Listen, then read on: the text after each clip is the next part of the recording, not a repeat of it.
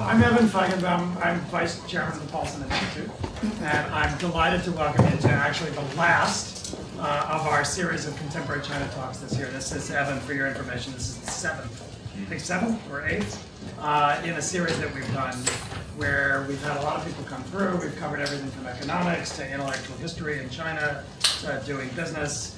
And I couldn't be happier to welcome one of my favorite people around to wrap up the year. And I should tell you, this is one of the better attended talks that we've had. So you've turned them out. But since it's the last one, I also want to just say that I hope all of you, I see a lot of faces who've been at a few of these events, have found it useful this year. If you have, I think we'll do it again next year. We've had a great time partnering with the Harris School. Bob Michael's here.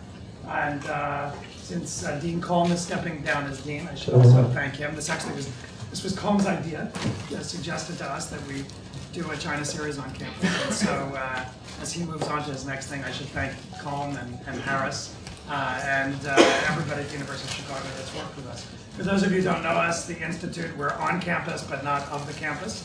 But we hope this series, among the other activities, has made you feel like we're part of the community and that you feel like we're part of your home on campus, especially when it comes to China. So check us out, go on the web, see what we're doing. We have programs for students. We're a think tank, we're do tank. We do advocacy, we do programs. We also do research and publication. And with that, let me say something about Evan Osnos, who has a new book out, which he's touting. But it's not just about the book, it's also about Evan's many years of experience in China and with other things. Evan, as I said, is an all-around great guy, so we're and an exciting speaker who's in the middle of a book tour, and so we're glad that this could be part of the tour.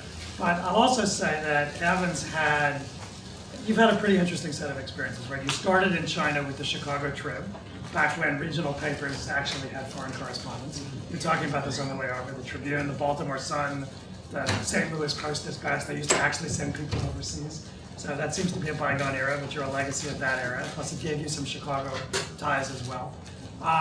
But more importantly, then Evan switched over to the New Yorker, which gave you the opportunity not just to write short articles, but really long-form essays. And so for those of you who haven't had a chance to read Evan's stuff over the years, what I like about your stuff is that Evan has always, from China, hit some of the biggest themes, but always through a very micro, intriguing and anecdotal prism. So the stories and the themes are always big, but the prism is always very personal and down to the ground. The story is corruption, one of the biggest issues in China today. But let's not look at it through what Xi Jinping said at some press conference. Let's go off to the casinos in Macau and do a long-form 8 to 10-page essay on how Chinese officials are gambling away the crown jewels of the Chinese people's money at the slot machines and at the tables. China's view of the world.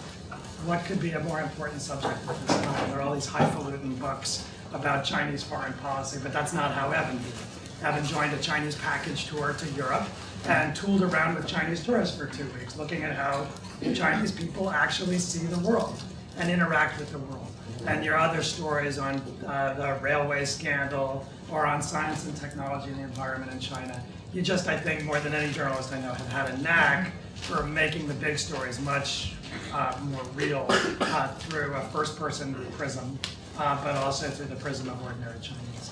And I think, I haven't read your book yet, but that clearly from listening to you on various shows is a theme that really informs the book and runs through the book. So Evan's gonna get up and talk to us about Age of Ambition, but also about your experiences in China. And I should say, Evan is now in Washington as one of the 2 New Yorker correspondents in Washington, with Ryan Lizza, right? But you're taking your old shtick and taking it on the road to Washington, covering the country from a Washington base with your first big cover story on West Virginia and strip mining and the environment in West Virginia. So with that, Evan's going to talk for about 40, 45 minutes, as is our practice, and then we'll open it up to all of you and have a conversation. So with that, welcome my pal and pal of the Paulson Institute, Evan Osnos. Thank you. That's wonderful. I really appreciate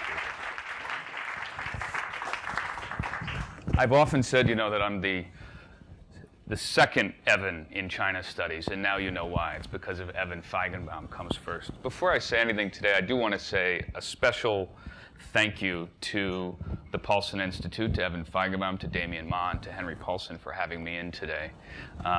It's fun to be here in Chicago for a number of reasons. One, of course, is that I did start my newspapering career here in Chicago at the Chicago Tribune, and I have a number of friends here today who remember those days.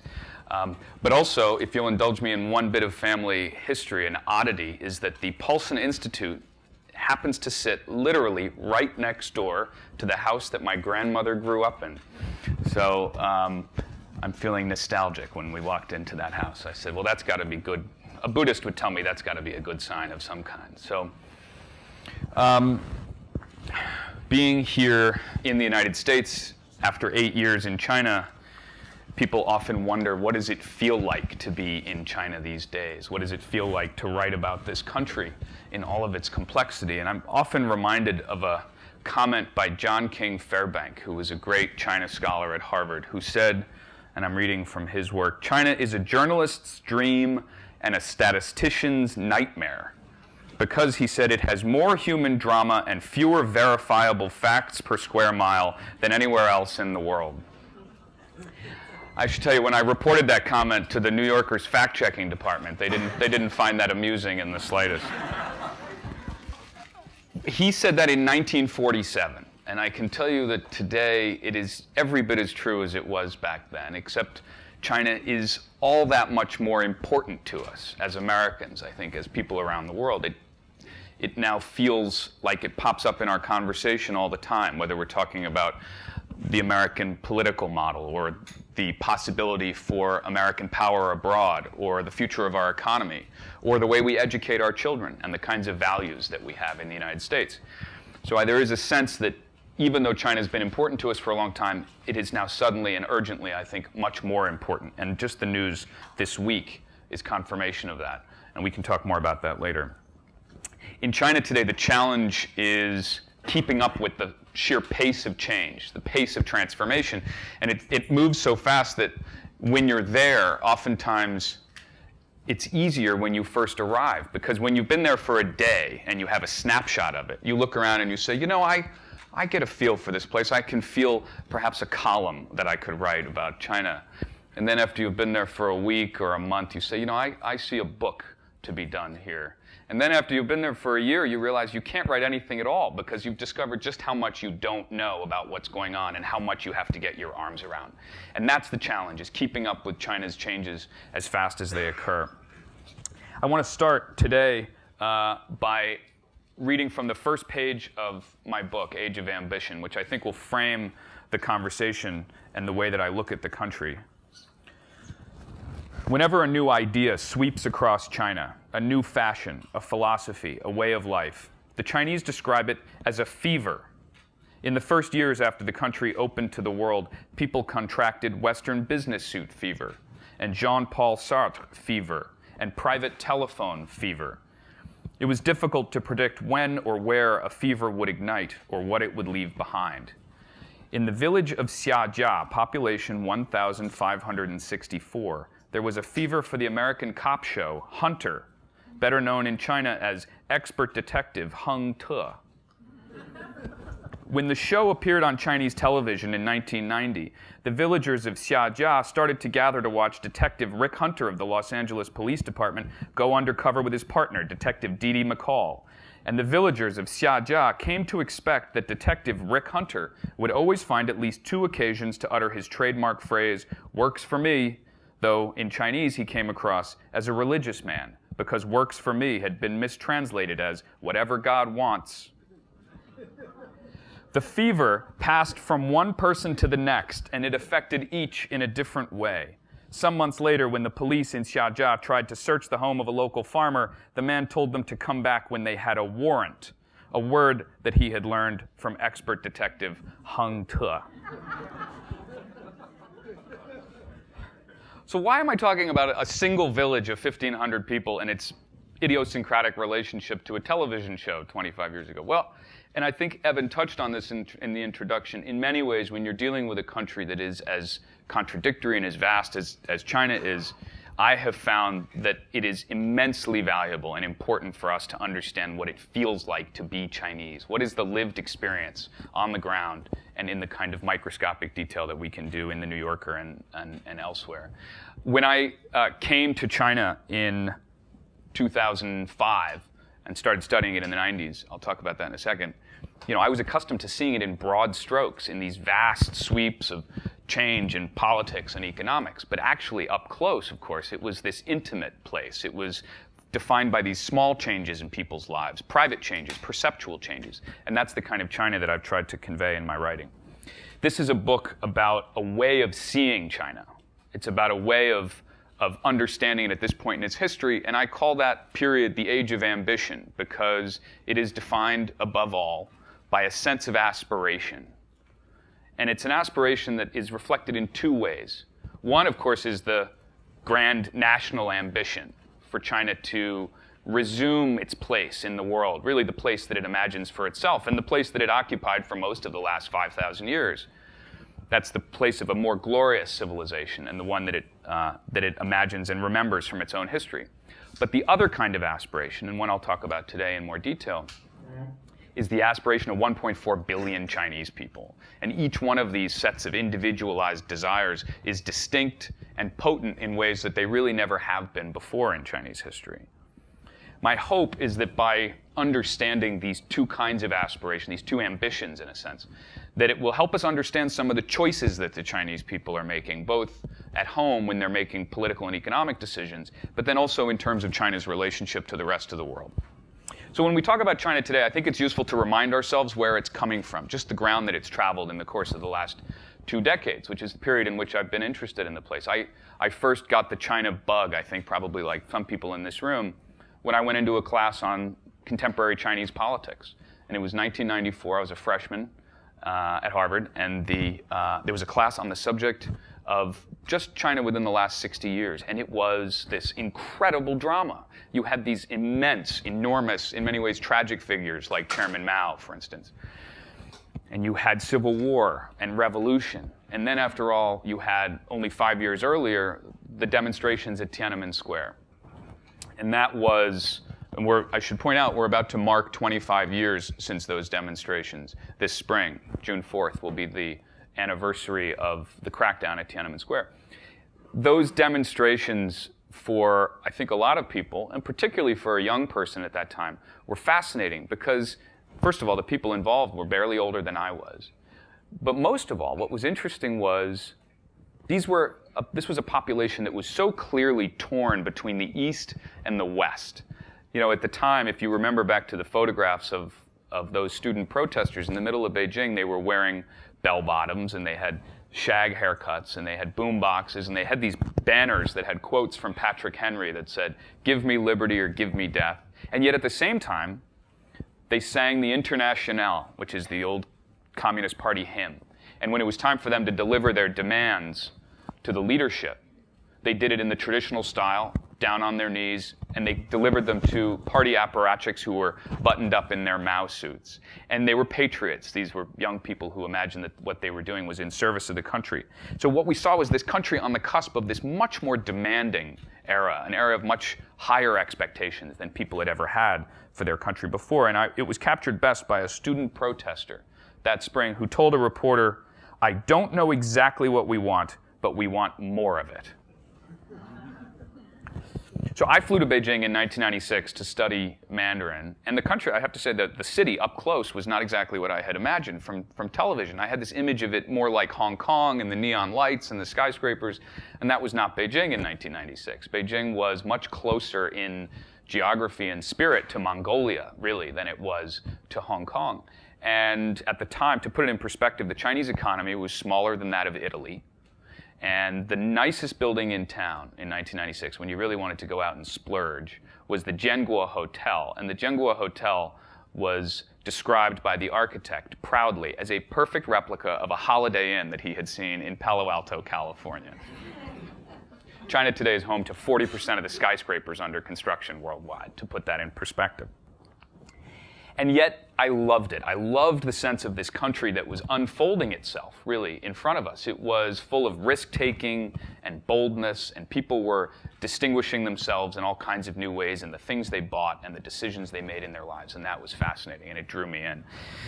In the decades since then, China has been defined above all by this sudden awareness of plenty, really, about wealth. And we can talk about the future of scarcity, perhaps. But I do think in the moment, over the last 20 years, people have suddenly become aware of all that they didn't have before. And China now is the largest consumer of, and we can go down the list, beer, movies, energy, Louis Vuitton, private automobiles. If you think about how transformative that is on people's lives, it has been the single fact that defines their changes above all. Just a couple of facts that are worth remembering. China in 1978, your average citizen made about $200 a year, and today they make about $6,000 a year. So that's the scale of the transformation we're talking about. Some of that boom has created enormous fortune for some people. China today is the world's largest source of new billionaires. But for most people, it has meant really the first halting steps out of poverty, and that's where we find ourselves today. So who is running China today, and what are their ambitions? What is it that they aspire to? Well, in November of 2012, there was a transition of leadership at the top of the party. So I received an invitation, and when you get an invitation like that to go to one of these events, you don't say no. So I went to the Great Hall of the People, which is right next to Tiananmen Square, and this was going to be the official unveiling of the new Standing Committee of the Communist Party. This is the 7 men at the top who will rule the country for the next 10 years, 5 years, and then they'll have a transition, and then 10 years for the president, Xi Jinping, and his premier, Li Keqiang. And the event is conducted exactly as it was last time. It's always on the same stage. It's in front of the same portrait of the Great Wall in autumn. The members of the Standing Committee walk out from the right-hand side of the stage in exactly the same way. And sure enough, when they came out, they were wearing identical dark suits. They were wearing nearly identical red ties, with the exception of one, who I'm happy to talk about if anybody's interested. Their hair was dyed to the identical shade of black. And the question is why? Why was this image of conformity so important? And of course, they were sending a message to their people that they had reached consensus. This was a group of leaders that had come together around a shared set of ideas. There were no divisions among them. They were together, and they were alike. And then the new president steps forward, Xi Jinping, to give his first official comments to the nation in this capacity. And what he said was striking. What he said was amazing. He didn't use the old party language, this sort of esoteric Latin of the Communist Party about a scientific outlook on development or Marxist-Leninist Mao Zedong thought. There would be time for that later, but what he talked about that day was actually something very accessible to people. And he said that the Chinese dream, the dream of the nation, is the great renewal of the Chinese people. That's what he talked about, the great renewal of the Chinese nation. And the question is, well, what was he talking about? The great renewal of the Chinese nation and the Chinese dream. And why was it so important that he would mention it in those first comments? And immediately overnight, it became the central animating idea of this generation of leadership. It was on billboards, it was on bus shelters. I counted at one point, it was on the front page of the People's Daily 24 times in the first week. So the question is, what is it and why does it matter? Well, the Chinese dream is really a call to the people to unify around a shared sense of their own past glories and their own future potential. To say, if we pull together and recall how glorious our nation is, then that is our greatest source of strength. And of course, we should do it in service and in support of the Communist Party. What he's doing is reminding people that China, after all, was a great civilization. It was printing 400 years before Gutenberg. This is a country that controlled 1/3 of the nation's wealth as recently as the 18th century. And he was trying to recall some of that and to remind people of the position that they could be and should be in. And it's easy to see those ambitions on display today. If you go to China, I'm sure a lot of people in this room have been there recently, what you see is a country that's building more high-speed railway than the rest of the world combined, for instance. It's a place that now lends more money to the developing world than the World Bank. If you go to China today, you see that they have built more airports than the rest of the world combined. And they talk about sending a man to Mars, and they want to put an expedition to the farthest reaches, deepest depths of the ocean. And so in many ways, they're really feeling out almost the sort of physical, muscular sense of being a new, greater, more ambitious power in the world. This role has not come without friction. I think we are all now getting used to the idea that as China stakes out this position on the planet, it will come in greater confrontation with its neighbors. And we've seen that just in the last 2 weeks in China's conflict with Vietnam over territory in the South China Sea. As China does this, we should prepare ourselves that in the years ahead, this is not going to become a smaller problem. This will become a bigger problem, and that should be part of how we see the country. Fundamentally, China's image of its foreign policy is changing in a deep way. For most of the last 40 years, China really followed a doctrine, as Deng Xiaoping put it, to hide your strength and bide your time, by which he meant continue to build the economy, continue to develop as a country without upturning the apple cart. Let's not inflame principally the United States. Let's make sure that we allow that we can continue to join the family of nations without creating too many waves. China today, when it's in search of the Chinese dream, the great renewal of the Chinese nation, is less comfortable with hiding its strength and biding its time. Briefly, does China want to supplant the United States as the leading power in the world? This is a question that I think we often ask ourselves in the United States. And particularly these days, it's easy to feel that way when we feel vulnerable economically and we look at what's happening in Washington and it's so dysfunctional in so many ways. But I think it's worth bearing in mind a couple of things. You know, China today is still, even at this level of growth, your average citizen only makes about 1/6 of what your average citizen makes in the United States. The Chinese military spending, even though it's growing very fast, is still only about 1/5 of what our military spending is annually in the United States. The United States has about a dozen aircraft carriers. China has one.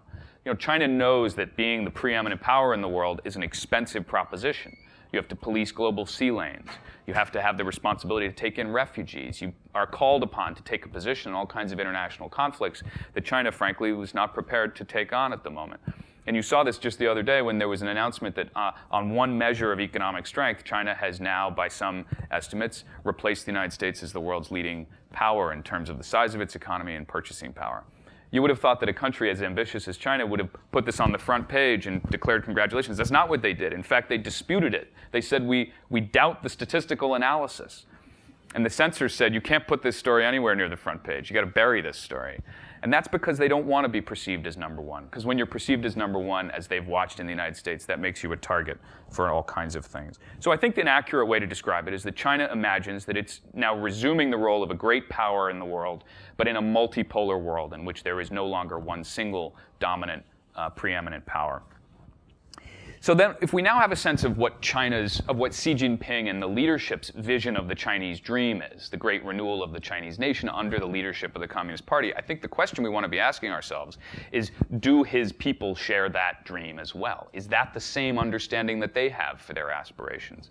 I think to understand that, we want to get into their lives a little bit. And I'll talk to you today about the aspirations of Chinese people, which I believe is a force that is, on the one hand, has been the greatest source of energy and dynamism over the last 30 years, but is also perhaps the greatest source of uncertainty for China politically in the years ahead.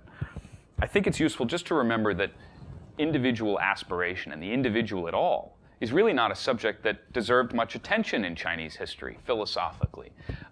If you look back, the individual was always embedded in larger forces, whether it was the family or the village or ultimately the nation. You were really understood as being part of this much broader framework, expectations and obligations. There really wasn't much room for what the individual desire allowed.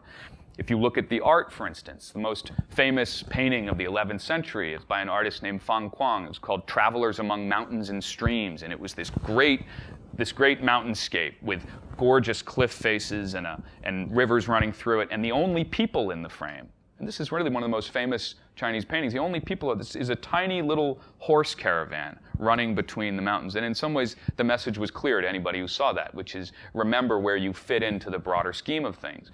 You then transpose that into the American experience, or into the Western philosophy as reflected in the art. And the most famous classical painting in the West is the Mona Lisa, which is a full-frame portrait of a face, a single person. It was probably the first selfie, if one could ever define that.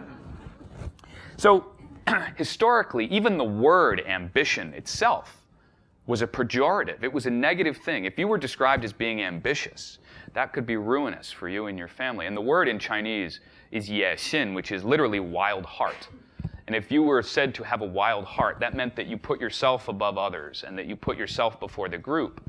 And that was a terrible thing. In fact, there was a collection of writings that was advice for rulers in China. It was called the Huainanzi. And in the Huainanzi, it says, keep power out of the hands of the ambitious, just as you would keep sharp tools out of the hands of the foolish. I have to say, I've thought of this a few times when I go to the United States Congress these days and go see some of my friends there.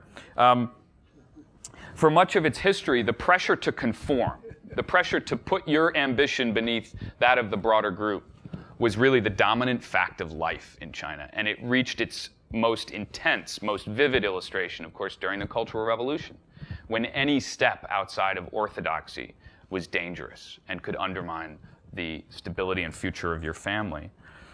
If you went to China in the 50s and 60s, you were likely to have read a book about Chairman Mao, which was popular in the West at the time, and it was called Emperor of the Blue Ants. And that's a book that really described what you would have seen when you went, people wearing matching cotton suits, and they, after all, were part of production brigades. There really wasn't much room to be any different than anybody else.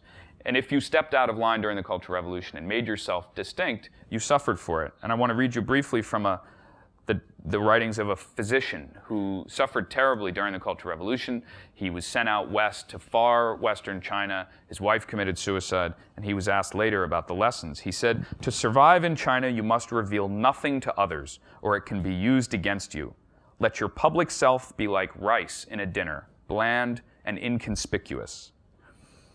But in the China of the early years of the 21st century, something very different is going on. And certainly the China that I've encountered in China over the last 10 years is a place in which this ensemble performance is splintering into all of these individual dramas, a billion individual dramas about risk-taking and boldness and taste. And that's really been the subject that I've thought the most about over the last 10 years.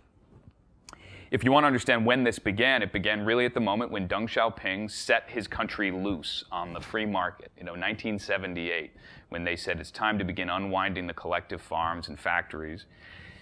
The term that people use in Chinese, the word that they use, is songbang to describe the experience. And songbang is the verb you use to literally describe unlashing an animal or a prisoner. So that's how deeply felt it is to people who lived through that experience, who went from an experience of being tied together all at once to all of a sudden being set loose and being told, it's up to you to go figure out now how you're going to make your way in the world. They were suddenly unfettered in a deep way.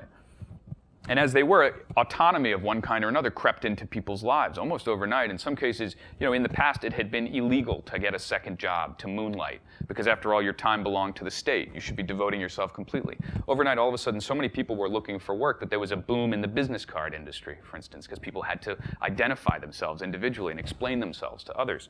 All of a sudden, it was up to people to figure out, well, where am I going to live? What am I going to do? And, in the past, the highest calling you could have, the greatest virtue you could have under the old socialist system was to be, and this is my favorite phrase, a rustless screw in the revolutionary machine. All of a sudden, that era was over. And on the front page of the newspaper, for instance, there was a headline that said to people, "You must rely on yourself, blaze your own path, and fight." And you began to hear this change turning up in the language. Even the old word ambition, ye xin, the old wild heart, has sort of lost its negative connotation over the years. And today, if you go into a Chinese bookstore, you go into Amazon.cn, you'll find in the self-help aisles, for instance, that you can find a book called How to Have a Wild Heart in Your 20s. Or my favorite, which is in the parenting section, is Molding Wild Character, Nurturing a Child to Have an Untamable Personality and Wild Ambition. Advertisers, of course, picked up on this, and they started to sell mobile phones with the tagline, "My turf, my decision." This was China Mobile's advertising slogan. And you might think, well, this is happening in the big cities, but none of this is reaching the countryside. Actually, it is starting to reach the countryside. There's a school in the Yangtze River Delta where the students begin every morning by reciting the following pledge: Ever since God created all things on earth, there has not been one person like me. My eyes and my ears, my brain and my soul, all are exceptional. Nobody speaks or behaves like me, no one before me, and no one will after me. I am the biggest miracle of nature. So in China today, in one form or another, people are asking themselves, what do I want? What kind of world do I want to create for myself? And ultimately, what kind of country do I imagine for myself and my children in the future? One of the reflections of this change, one of the ways that I've seen it most vividly, is in the traditions around love and marriage. If you think about it, traditionally in China, there really wasn't much room in Chinese history for individual desire when it came to marriage. Most of the time, the village matchmaker, and then later maybe the factory cadre or a military lieutenant, would pair off the young people around him and say, you two are perfect for each other, off you go. And it was basically based on whether two families had similar financial backgrounds or political backgrounds. There really wasn't much room for what the bride and groom wanted in that equation. That's changed. Today, the matchmakers are in retreat, and all of a sudden people have much more control than they ever had over who it is that they want to be with for the rest of their lives. And I want to read you an example of how that plays out, how that new power of choice has been embraced. This is an online personals ad that was placed by a young woman named Lin Yu, who's in graduate school in the city of Wuhan, and she's seeking a young man with the following qualities: no previous marriages, master's degree or more, not an only child, no smokers, no alcoholics, no gamblers, not from Wuhan, taller than 172 centimeters, ready for at least a year of dating before marriage, sporty, parents who are still together, annual salary over 50,000 yuan, age between 26 and 32, willing to guarantee eating 4 dinners at home each week, track record of at least 2 ex-girlfriends, but no more than 4, no Virgos, no Capricorns. If anybody's interested, just let me know afterwards. I'll put you in. So as I've tracked the awakening of China's desires, its aspirations of one form or another over the last 10 years, I've come to see it as occupying essentially 3 buckets. There's 3 major ways in which China is organizing its hopes for the future, its aspirations. And the first and clearest, the one we see, I think, most vividly, is the pursuit of fortune, the aspiration to get rich. And this is, an essential quality of being in China these last 30 years, and that's easy for us to understand.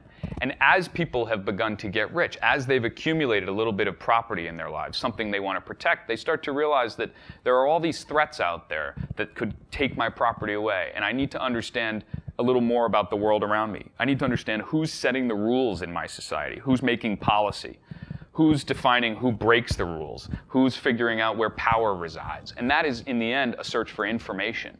And so people are discovering that after all of this time in which they really didn't need to know all that much about what was happening in the world around them, their lives were very confined. All of a sudden, they can no longer afford to be ill-informed. And that's the search for truth that I'm talking about in this book. And the more that they've come to care and the more they've come to need information about the world around them, the more that has led them to deeper questions, bigger questions, existential questions, questions about what does it mean to be a citizen, what does it mean to be a father or a son, or what does it mean what is my relationship to my neighbor, what are my responsibilities, what is our collective public morality.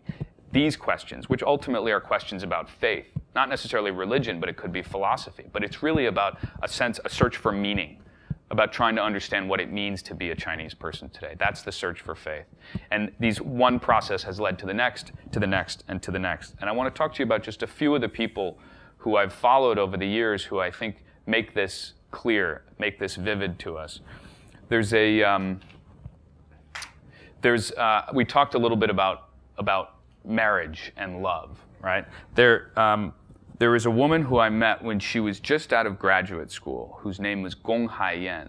And Gong Haiyan was from the generation that has grown up in peace and prosperity. She was born in the years after the Cultural Revolution, when China was getting wealthier every year. And that's the world she inhabited. And she had the opportunity to go to school. Her parents, I should say, are farmers who cannot read or write, but they were going to put their investment and their time into one thing, and that was going to be their daughter's possibility to leave the village And she did. She went first down to a factory in southern China, and she worked in a Panasonic factory making televisions. And she looked at the men, for instance, who worked in the factory, and they were all the cooks and the drivers and the delivery guys. And she said, that's not going to be good for me. And so she said, I'm going to go back to the village. And she said, I'm going to take not just to get married, but to make her life. She said, I'm going to go back and I'm going to take the college entrance exam. So she did. She took the college entrance exam. She got into Peking University, one of the great schools in China. She went off to Beijing, got her degree, and then continued on to graduate school at Fudan University. And then she realized she had a problem. She got to Fudan University. She was living this very sophisticated life in Shanghai, and the only men, in a sense, who her parents had access to, who she might want to settle down with, were people from the village. And she realized, well, wait a second, I have to figure out for myself how it is that I'm going to make my future. And so she said, well, I'm going to start the ChineseMatch.com. And that's what she did. She built this website, which was, in effect, allowing people to seek out for themselves who it is that they want. I should say she was doing it in the early years before people really even had the kind of technical infrastructure to support it. So people would actually mail her their photographs with the description of what they wanted, and then she would put them online, and then they would travel to an internet cafe and look around and see what the options were. But it turned out there was a market for people like her and for what it was that she was offering, because there were a lot of people who were moving from this one world in the countryside into this new world in the city. And all of a sudden, her business turned into quite a successful business. And she took it public on the New York Stock Exchange. She made $77 million in one day in the course of the time that I knew her. And I went out to see her at her house out in the suburbs in Beijing. And she had moved into this gorgeous house, but in some ways it had all happened so fast. And this is one of the things that's really specific about living in China in this time. It had all happened so fast that she hadn't really acquired the kind of habits of having $77 million in a day. And so I walk in, and the first thing I see in the front hall is the family motorbike. And I said, and I knew her fairly well, I said, why is the motorbike in the front hall? Because that's really what you do in the village to keep it safe. And she said, it's not safe to leave it outside. Thieves. I said, I'm not sure about that. Your neighbor is the Swiss ambassador.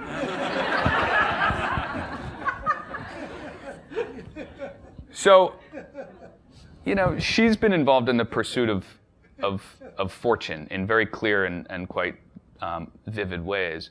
I want to tell you about another person who I've come to know, who in some ways is the least prominent person who I've ever written about, but has probably also taught me more about China than anybody else. And this is a young man named Zhang Zhiming, who I met.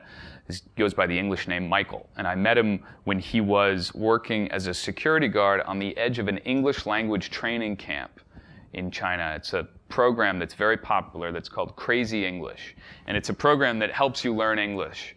And the way you learn English under the Crazy English program is that you shout English at the top of your lungs. And the reason is that it makes you less inhibited. And there's some logic to it, that it makes you, if everybody's shouting English at the top of their lungs, nobody's embarrassed. It does mean that you have to modulate your delivery a little bit after you've learned your English. But Michael believed, like a lot of people, that if he could master this language, that it wouldn't just open up educational and career opportunities for him, that it would really transform his life. It could catapult him from one station to a completely different set of possibilities and allow him to achieve the aspirations that he had for himself. And I should say that, that the head of Crazy English, a guy named Li Yang, turned out to be unworthy in some ways of people's acclaim and admiration. His wife accused him of domestic violence, and she ended up taking him to court, and it was a landmark decision. So I just mentioned that if everybody's curious about the history of that program. But Michael left the program eventually in 2009 and started his own English language teaching program. And I want to tell you just a little bit about his experience. I'll read you from here about the process of him sort of setting out on his own. I should say, for Michael, in many ways, English wasn't just a path to fortune, even though he did start a company. It really was almost like a kind of devotion. It took over his life. He did it all the time. It was everything for him because he believed if he could master it, it would transform his life. The quality of Michael's English always startled me. For someone who had never left China, he was clear and articulate, and he made relatively few mistakes in conversation and in writing, largely because there was almost nothing he wouldn't do in the name of improvement. When a music teacher suggested he hone his pronunciation by holding up a mirror and making exaggerated movements of his mouth, Michael did that, even while riding the bus. It attracted some strange looks. When another teacher told him to shout even louder than Li Yang, the founder of Crazy English, recommended, Michael tried that too. I didn't obtain my goal, he wrote in his diary. All I obtained was chronic pharyngitis. A doctor had to prescribe inhalation treatments to repair the damage. Most of all, Michael scoured the internet to find English recordings that appealed to him, and then he recited them over and over to hone his accent. He read me one of his favorites. Something amazing is happening at Verizon Wireless that will change the way America talks. Something big, something bold, something new. Listening to him, I realized there was a universal quality to the sound of salesmanship, even if you didn't care what it was you were selling. Now and then, Michael asked me to take a look at his Chinese writing or to polish the grammar of the English passages that he wrote for his students, and I was often struck by how comfortable he was putting himself at the center of the story. Earlier generations in China were less comfortable doing that. I once asked his father to talk about the 3 decades that he spent working in a coal mine. If you think about it, being a Chinese coal miner is an incredibly arduous and dangerous profession. People die in very large numbers every month. And I thought, what an amazing thing to hear what that story would be like. And so I blocked off half a day, and I knew his father fairly well, and I came to see him, and I sat down, I had my tape recorder ready to go. And I asked his father to talk about that experience, and his father said, all mines are dangerous. It was very hard at that time. We earned about 60 yuan per month. And that was all he had to say on the subject. Michael, by contrast, saw in his own life an epic fable of frustration and triumph. He wrote, I was extremely lonely and confused from 2002 to 2007. I wanted to be someone great. I didn't want a commonplace life. Was I really destined to be a failure? What should I do? Maybe I was doomed to be an ordinary person. The prospect of conformity offended him. He wrote, why should I be like everyone else just because I was born to a poor family? He framed the study of English as a matter of moral entitlement. He told his students, you are the master of your destiny. You deserve to be happy. You deserve to be different in this world. So if you think about the world that Michael sees for himself, it's a very different place than his father saw when he was growing up, and certainly even the China of 10 years ago. I want to tell you, before we take questions, just about one other person that I think helps us understand how this new power of aspiration can sometimes run into the power of the state. There's a young man who I met a few years ago when he made a video that went out on the Chinese internet. You remember during the run-up to the Olympics, the Olympic torch went around the world. And as it went around the world, it actually attracted protests. It became a kind of focal point for people with criticisms of Chinese policy, either in Tibet or in other places. And inside China, that actually produced a backlash. And Chinese young people especially rose up and they sort of came to defend China's name. And they said, this is not the China that we know. The China that you are describing in your criticisms is not the China that has raised us and given us these possibilities. And so this very angry video appeared on the internet, became the most popular video in China, and it was called China Stand Up. And in the video, it was sort of 5-minute long YouTube-style thing. And in the video, they said that the West is trying to encircle and contain China, and it's a revival of imperialism. And this video became popular because in some ways it was like a manifesto for a group of the Chinese population that calls itself the Fenqing, the angry youth. The young people for whom they're offended by many things, but in some cases by criticism of China from abroad. So when I saw this video, I said, I want to meet the guy who made this. I'm curious about this, what he was thinking about. And I had an image. It was an angry video, and I should say, at the time, it was very tense in Beijing. I had gotten a fax in my office that said, a lot of the anger was directed at foreign correspondents, and the fax said, clarify your understanding on China, or you and your loved ones will wish you were dead. So it was really a tense moment. And so I got in touch with this guy, and I said, can I come see you? And he said, yeah, you can come and see me. And I sort of told people before I left, I'm going down to see this guy, this angry Chinese nationalist, if you don't hear from me in a couple of days, It was kind of a tough thing to say. I was sort of enjoying telling people that.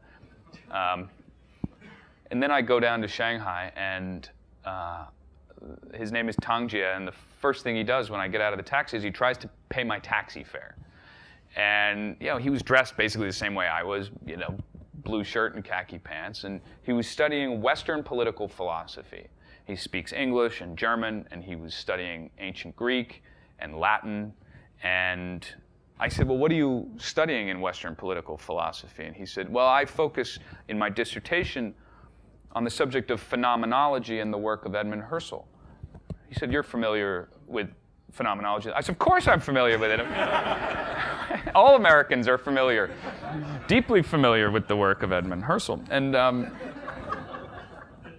And so then I was trying to square these two things. How is it that this young man, who is in so many ways very fluent and connected with the West, how could he also be so angry about China's treatment at the hands of the rest of the world? And over the time, I started spending time with him and have known him for years ever since. And what I discovered was, in so many ways, that these young people wanted to be heard. They had a message that they wanted to get out, which was pride in China, but also frustration. These were guys who were coming out of school who'd had every opportunity. They'd been winners in the system. And all of a sudden, they were looking around. It was not as easy to get a job as they thought it might be.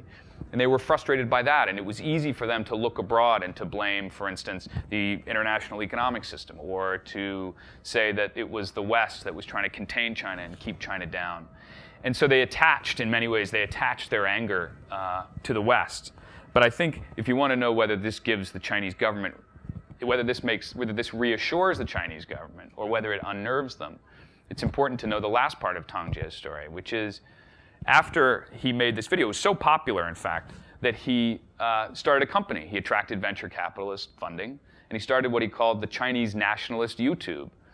And he rented a beautiful suite of offices, and he hired a staff, and he set up a company.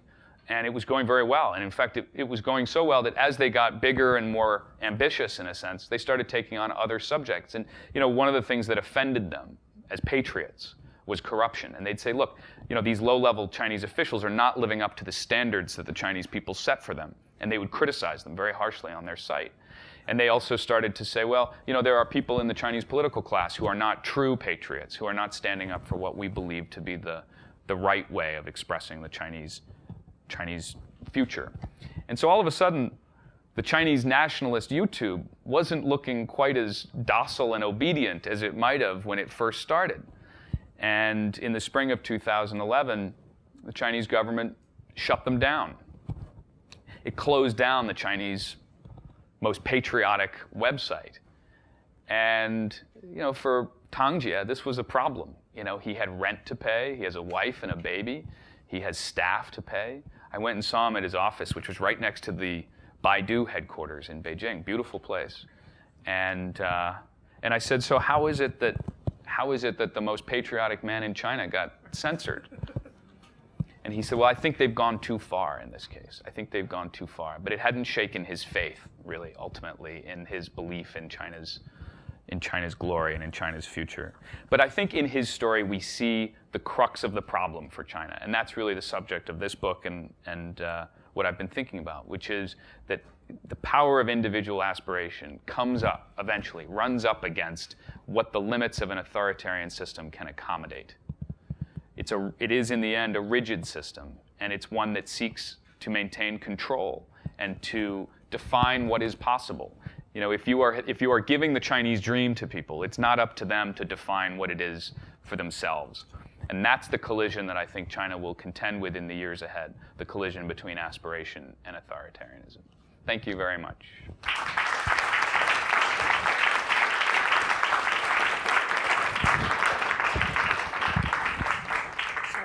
That was great, and I'm going to let you do this yourself. We started late, so why don't we run a little bit over and Okay. run 10 minutes over. Alrighty. Okay? Sure. Yeah, if anybody's got any questions, I'm happy to answer. Yeah. Evan, it's great to see you again. Yeah. So, sorry. Yeah. And years ago, we used to talk about this young guy, Jon Stewart, who was just starting on the Comedy Central. This would be great stuff for the Daily Show, and hope you get on there at some point. It seems like in our history, we've had these moments of transition, and one of the hallmarks of those has been figures that sort of emerge to act as guides, right, from one time to another, or for classes who are aspiring to something bigger. I mean, I'm thinking of Benjamin Franklin and Dale Carnegie and Martha Stewart, maybe, right? So are there equivalent figures that you've seen in this work, and what do you think they say about the time that China is in right now? Yeah, it's a very interesting question, and I'll tell you, one of the best-selling books in China, and it has been for a number of years now, is Dale Carnegie's books about how to win friends and influence people, and in some sense, the kind of self-creation mythology, which we think of as so distinctly American, is now very much in fashion in China, and that's, I think, because people have figured out that it's up to them to kind of crack the code. So a few of the people, oddly enough, and it's maybe not odd, but the people who have become pop culture heroes during this period of enormous growth have been the people who have gone from nothing to great fortune. So if you go online in China, for instance, some of the most popular commentators are billionaire real estate developers. In Chinese, there's a term which is called bai shou qi jia, which is a self-made millionaire, somebody who went from empty hands to a great fortune. And the bai shou qi jia, there's almost a cult of the bai shou qi jia, and I got very interested in it. Every day you'd pick up the newspaper and you'd read some story about somebody going from one dumpling stand to the largest dumpling chain in the country. And it really did take on this great kind of talismanic quality that you too could have that. But the real danger of that, of course, is if the system cannot deliver on the promise. And I think what you've seen over the course of the last few years is this feeling in the air. I was just in China last month, and this was very present in the conversation, was that people felt that the sense of possibility and opportunity that you had in 2005, let's say, or in 2000, has narrowed. And this is a real problem. If you look at data on intergenerational mobility in the cities, the possibility, for instance, to live at a higher standard of living than your parents is not as high as it was before. And that's not something that the Chinese political system can afford. So I think that thought leaders in some ways in China are still the people who have made the most money. But in order for them to be able to maintain, I think for the government, it wants to make sure that those kinds of opportunities still exist. Yeah. Thank you. I'm a professor in journalism and mass communication in China. So I'm very interested in your talk. Just yesterday, one of my master students who works in Financial Times in London sent a link in Weixin about you, Financial Times, an article about Financial Times interview you. And my question is, how do you, what's your comment about your Chinese counterparts and like Hu Shuli, Shuli Hu, 财经 the editor-in-chief, 财经. You write an article about this? Right. And this struggle in censorship and the struggle for the freedom and rights about coverage. And my second question is, do you read the book about China Road? Road. Yeah, the China Road. Yeah, sure. I interviewed the Qi Ruifu. Yeah. In Chapel Yeah, Hill Rob Gifford. 3 years ago. Yes. Yeah. And what's your difference of familiarity about your book and that book? Sure. Perspective, character in the books, and the future about China. Because I read that book completely. And another question. Sorry. Sure. And the third is. Okay, I can cancel the first one. The third one is you wrote a book about Africa in Guangzhou, right? And one of my research projects is about Chinese media's coverage about Africa in Guangzhou. Yeah. And so I do research about your articles. It's about academic research public. Yeah. So what's your do you think it's a part of ambition in China or dream? And also, have you read the articles of your Chinese? What's your comments about that? Yeah, no, I appreciate the question about Chinese journalism, and I have a lot of friends who are Chinese journalists. I wrote in the book, actually, about Hu Shuli, who was the editor of Caijing magazine, which is really a path-breaking independent media organization in China. She eventually left Caijing. She had a conflict with her publisher and with the state, and she started a new media organization called Caixin. But I think it's important, we talk a lot about censorship, and it's a huge part of frankly, it's a huge part of the book, and it's a big part of people's lives today, especially as they become more comfortable expressing themselves about issues in their own lives. It's very hard to remember, okay, I can talk about this, but I can't talk about politics. And so what you're running into is this strange moment in which people are being encouraged, for instance, to be disruptive in their economic lives, to say things that are supposed to be new and innovative. If that's the future for China's economy, they have to be able to do that. But then it has to stop when you get to the door of politics, and that's a very hard distinction for people to make. But there's a lot of great journalism going on in China, investigative energy that's kind of been unleashed. The China Road, I read it at the time and I liked it. It's about Rob Gifford basically took the equivalent of Route 66 across China and went all the way from the east all the way to the west. And he at the time, I can't recall if he had a positive or negative view on the future of China, but one thing that I was struck by was that it was possible to do that kind of trip at all. And I had been thinking about walking across China at that point. I was planning on doing a long trip. I was going to take a year and walk. And I read Rob's book and I realized, it turns out if I walk across China, it's going to be very repetitive. So I rethought the idea. And then a question about Africans in Guangzhou is an interesting one. There's a lot if people haven't been in Guangzhou, it's the largest African community in China. And it's amazing to see. It's the flip side of a Chinatown in another country, and people have come to China in search of possibility. And that's interesting because historically, nobody went to China. I mean, that was people from China were leaving, and that was kind of the way it worked.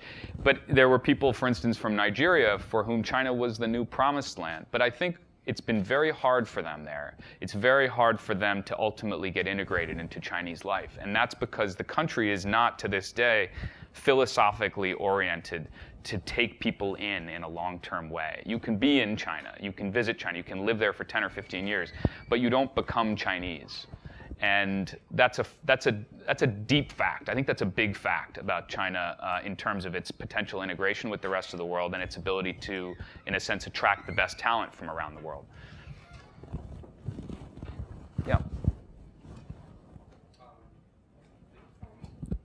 Hi, thank you so much. I'm a first year in the college. You spoke at length about China's contemporary youth and this very ambitious sort of generation of people who have grown up during a time with prosperity and relative peace, and how they've been kind of mobilized by Xi Jinping's almost historical appeal to China's glorious history and its great past. To what extent does this generation have any recollection of China's more contemporary past and the events of the Cultural Revolution and times when maybe the state and the citizenry were kind of at odds? And to what extent is their sort of image of China's history, this idealized, glorified view that Xi Jinping presents, and how much historical fact are they really aware of when they kind of are mobilized by this call? It's a great question, and I think you hint at the answer and correctly, which is that the version of Chinese history that is taught in Chinese schools today has been carefully pruned down to a version that is politically acceptable. And so this is particularly true after 1989, after the events at Tiananmen Square, because there was in effect a decision made that China was going to, by necessity, it was going to embrace the free market even more zealously than it had in the past. But if it was going to do that, it had to connect its political present to the past in a way that made sense. And so one of the ways that they did was by promoting the idea of the century of national humiliation, which was the period that extended from the Opium Wars through up until the Communist Revolution in '49. And you see that very clearly in textbooks that were written in that period. And much less attention is given to the Cultural Revolution. The Cultural Revolution is described often in very constrained ways, and the official judgment on the Cultural Revolution is that Mao was 70% right and 30% wrong. And that sounds kind of imponderable to us in the West, how you would assign those kinds of numbers to that. But I think certainly, the party believes that there are kinds of history that can be taught and kinds of history that cannot be taught, and they believe that it's politically destabilizing. In the long run, though, they have a problem, because the internet creates an infrastructure of discovery, in a sense. It allows people to go off on their own and to continue following these threads. And even though the censorship system is successful in some ways, people still figure out ways to answer their own questions. Yeah.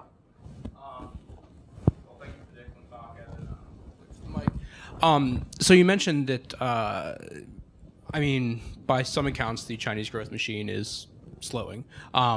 And there is this increasing sense that the Chinese dream may not be quite as accessible to the individual as it was even 5-6 years ago.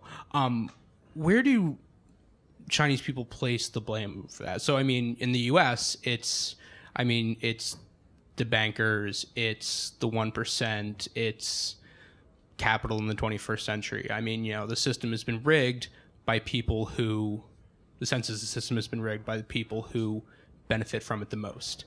And politicians are sort of their lackeys.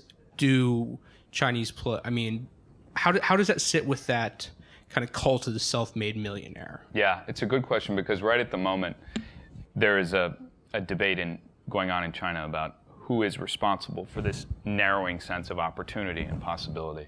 I think if we'd had this conversation 3 years ago, people would have said it's the corrupt officials who are responsible, and they're stealing the money that should ultimately filter down into my pockets. And that's one of the reasons why Xi Jinping has gone after corruption in such flamboyant public ways, because he is trying to show, I am on your side. It's in many ways a kind of almost a westernized political gesture to do that. The corruption campaign's another subject. But I think there is a feeling these days that people look around and sense that, for instance, large state-owned companies have benefited in ways that private industry, private entrepreneurs have not had those kinds of opportunities. And people are aware of it. If you talk to people about why did you not start a business, they'll say, I don't have the right connections, I don't have access to capital. So there is not an Occupy movement in China, but there is a real sense that the income gap has gone beyond the point at which anybody thought was going to happen, and that's very high on everybody's list of priorities. If you're making a ranking of where people place this issue, I think the closing window of opportunity is as close to the top as you can get. Yeah. Thanks for the great talk.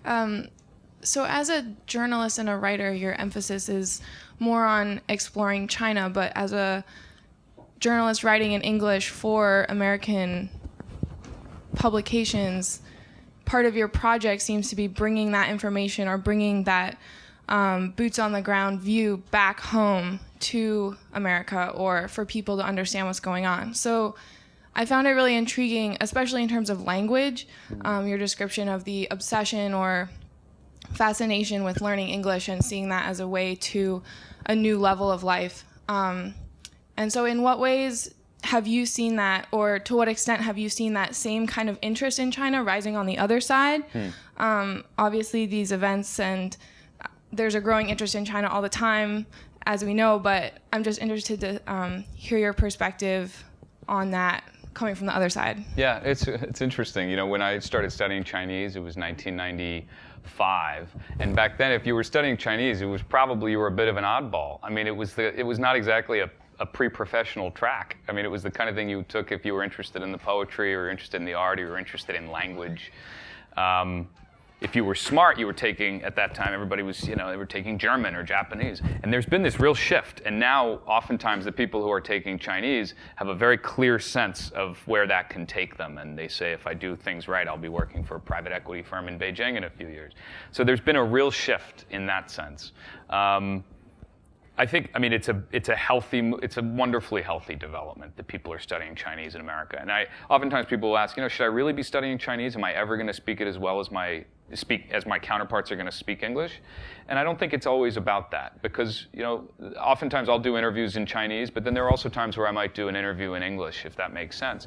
But more importantly, it's about demonstrating to somebody that you understand that you've taken an interest in the place. And the Chinese are very rewarding of that, in a sense. If you go to France and you mangle a sentence, rarely are you rewarded for that. But if you go to China, if you can just say, a couple of words, it's a real gesture of openness and interest in their culture, and I think it goes a long way. I think back there was a question. It's interesting that although Xi Jinping has launched an effort against corruption, his regime has also arrested people who have criticized corruption, including the website you mentioned being shut down. Right. And so aside from the speculation that might be just not wanting to let critical forces unleashed, I wonder whether another diagnosis could be that it's not really an authoritarian system aimed at having, say, a ruling elite that selects the best people, but it's really a hereditary ruling class in conflict with other parts of the system. And so those who are privileged to be in this elite, that corruption is okay, but then corruption by other people isn't.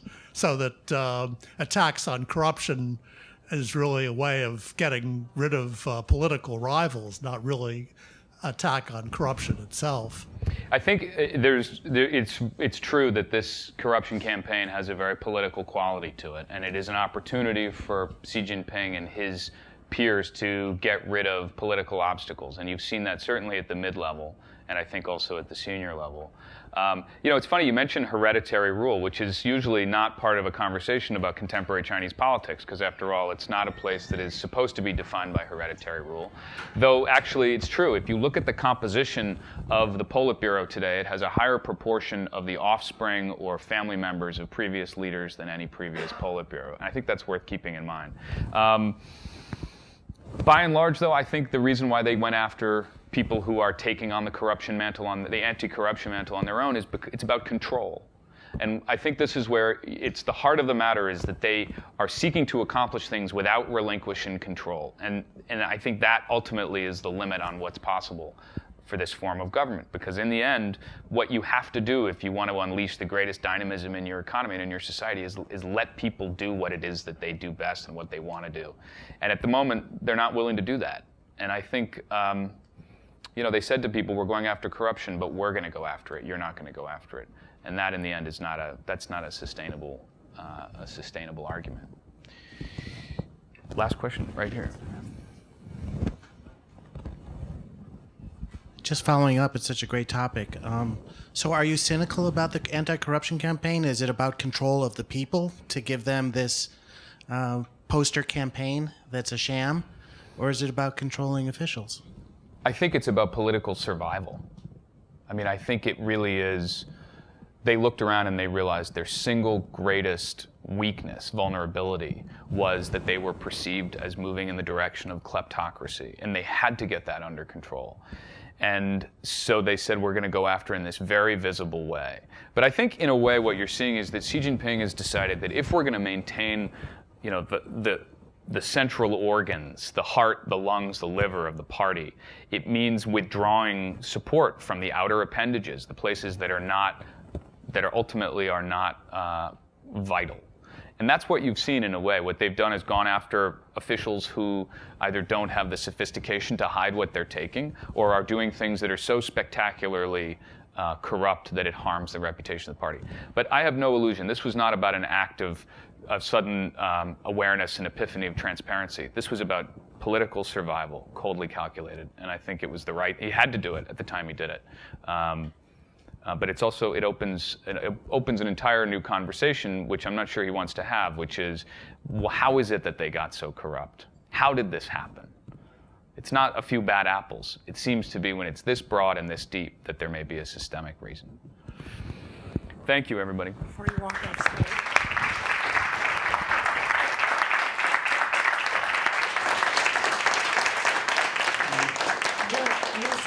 I was thinking when you were talking, so there are a lot of students in the audience, as you saw. And so you said you first went to China in 95, when China was not really the thing to study. So I first went to China in 85. And not only was China not the thing to study, but the hottest movie in 1985, I think it was 85, was this movie called Rising Sun, based on a book by Michael Crichton with Wesley Snipes. And it was about Japan essentially taking over the United States. And those images have been transposed to China in some ways, which shows you both what's happened with China, but I think, as you see with the students in the audience, it's not a problem to get people to be excited about China today. And I think all of you have got to look at why I think Evan's the best journalist running about China today. So please join me again in thanking Evan.